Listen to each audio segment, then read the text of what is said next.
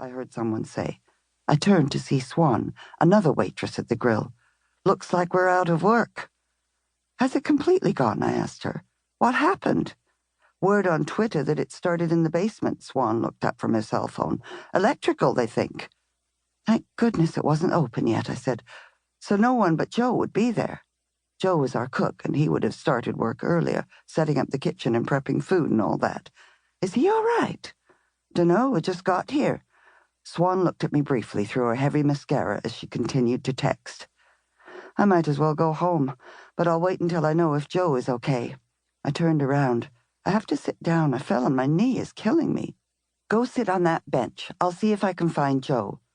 Swan helped me to one of the benches set in an alcove of low stone walls. Back in a flash. Swan had only been on the job about 3 weeks and was still wet behind the ears. She was a bit daft, sashaying around the grill like a princess, standing beside a customer's table with one hip stuck out as if she needed a replacement.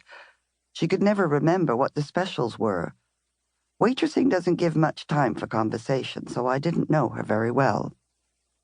I sat with my knee throbbing and watched the backs of people all staring at the fire and the firefighters. A policeman in a yellow jacket and bicycle helmet held the crowd behind a barricade, and another manned the next junction directing traffic. An ambulance parked on the cross street didn't seem to be busy, thank goodness. One section of the crowd stopped staring down the street as its attention turned to a heavily built woman made even bulkier by a puffy black jacket crowned with a felt fedora-style hat. She waved her arms and shouted, "Behold, the Lord has visited this fire upon you because of your sinful natures. Repent, repent now before the whole town burns. Turn to Jesus for redemption. Find your path back to—" She stopped yelling as a young woman in a red toque shook her fist at her. "Shut up, you righteous nutcase. Go back to your cage." The proselyte took a couple of steps toward Red Toque and pointed her finger. "Sinner," she shouted, "repent your evil ways before the town burns before your eyes." I cheered for Red Toque as the two women faced off. Jesus freaks always got up my nose with their holier-than-thou attitude. The policeman with the bicycle approached them. I couldn't hear what they were saying, but there was a lot of arm-waving before Fedora Hat strode away up the hill. Her challenger rejoined the crowd, and the policeman returned to his position. A tall, gangly young man suddenly appeared and came over to sit on my bench. He didn't look at me as he plonked himself down, sat with splayed legs and stared into space with the kind of dark brown eyes you see in Middle Eastern men. Although he wore a black toque, the sort that's associated with bank robbers, he wasn't at all threatening. In fact, he seemed quite gentle with his one earring and one of those little bits of beard they call a soul patch. After a while, he leaned back and lifted his left wrist as if to read a watch. Then he shook his head slightly when he saw his bare arm and asked, "Got the time?" 20 to 12, I said. He went on staring into space as I looked around for Swan. A few minutes later, she appeared. "Oh, hey, Marcus, there you are. Jess, this is Marcus." She sat down between the young man and me. Marcus stood up and hovered awkwardly before squatting on the wall to one side of us.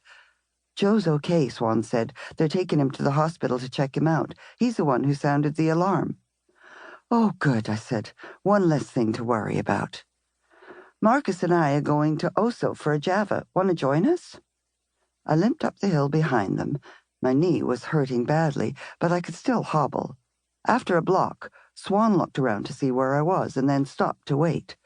She wore an enormous knitted poncho in light brown wool with dark green leaves embroidered on it, and from a distance I got the impression that a giant cactus was waiting for me. The poncho swirled over her usual waitress outfit, black jeans and a sweater that showed a layer of her undershirt. That was the fashion, yes, but it looked as if the sweater had shrunk. Why did youngsters want to show their underwear? In my young day, we did our best to hide it. She took my arm, and her support helped me the rest of the way. Marcus walked on with a gait like a colt that couldn't control its legs. When Swan and I got to Oso Negros, he was at the front of the line ready to order our coffees. The place was packed, probably because it was out of range of the smoke. Swan quickly positioned herself so that as soon as a group looked as if it was about to leave, she could grab the table. I waited with Marcus to help him carry our coffees and his muffin.